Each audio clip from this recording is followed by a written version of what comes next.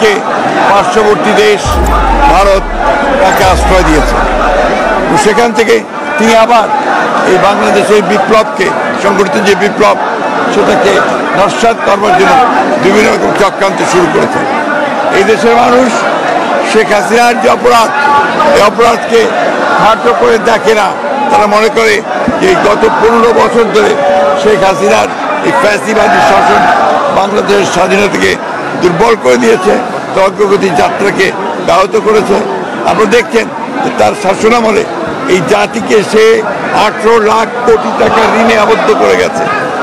পাচার হয়ে গেছে প্রায় $100 বিলিয়ন। সেই জাতিকে দুঃশাসন এবং সমস্ত কিছু ইনস্টিটিউশন প্রতিষ্ঠানগুলোকে ভেঙে দিয়েছে। সেই ব্যক্তিকে আজকে এইভাবে ভারতে আশ্রয় দিয়ে ভারত তার যে কমিটমেন্ট টুয়ার্ডস ডেমোক্রেসি, এটা ভারত রক্ষা করেছে বলে মনে হয় না।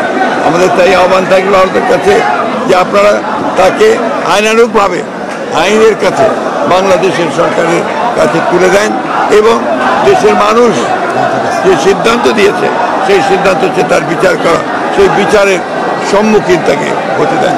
একই সঙ্গে আপনি আরেকটা প্রশ্ন করেছেন যে নির্বাচনকে নিয়ে আপনাদের কি ভাবনা? আমরা নির্বাচন নিয়ে আমাদের বক্তব্য আমরা আগেও বলেছি, এখনো বলছি।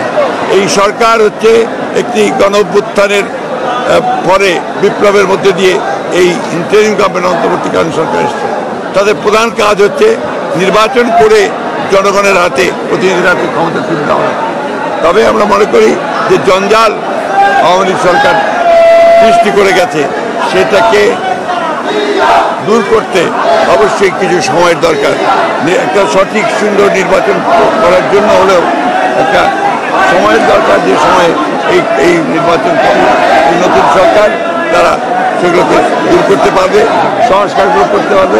সেই সময় অবশ্যই এই দেশের মানুষ তাদেরকে দেবে। ধন্যবাদ। সারা দেশে মামলা হয়েছে, প্রখ্যাত মুক্তিযোদ্ধা প্রখ্যাত ডাক্তার আপনাদের স্থায়ী কমিটিতে অন্তর্ভুক্ত হয়েছে, তাদের কি স্যার কোনো প্রতিক্রিয়া আছে কিনা? আপনার তাদের সংযোগ শোনেন, তাদের কাছ থেকে বলি।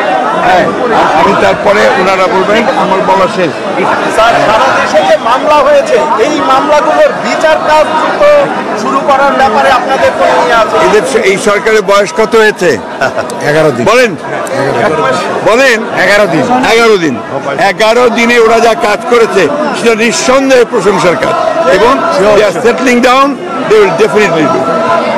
বিসমিল্লাহির রহমানির রহিম।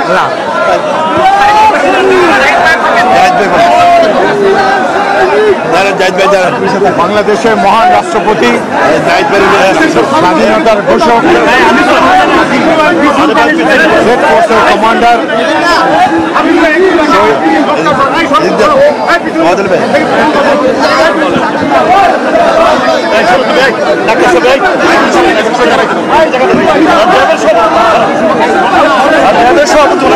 বাংলাদেশের মহান রাষ্ট্রপতি, স্বাধীনতার ঘোষক, মুক্তিযুদ্ধের জেড ফোর্সের কমান্ডার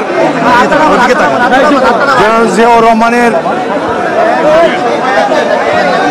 রুহের মাগফিরাত কামনা করার জন্য এখানে এসেছি। তিনি বাংলাদেশের এক বিরল ব্যক্তিত্ব, রাষ্ট্র ক্ষমতায় অধিষ্ঠিত থাকার পরও যাকে দুর্নীতি কখনো স্পর্শ করতে পারে নাই। তিনি একজন প্রকৃত মুক্তিযুদ্ধের রোল মডেল ছিলেন এবং সারা দেশবাসীর অন্তরে তার যে সম্মানের অবস্থান সেটি চিরকাল অক্ষয় থাকবে। আমি 32 বছর।